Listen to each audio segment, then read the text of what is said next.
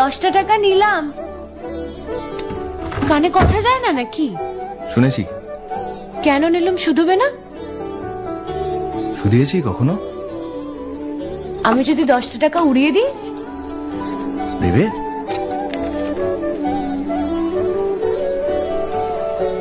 আমি তবে যাই।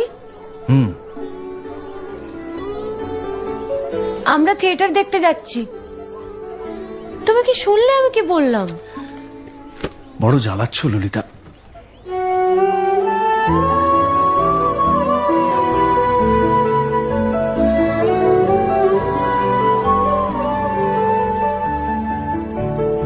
কি হয়েছে? আমরা সবাই থিয়েটার দেখতে যাচ্ছি। আমরা বলতে? আমি, কালী, চারু। চারুকে চেনো?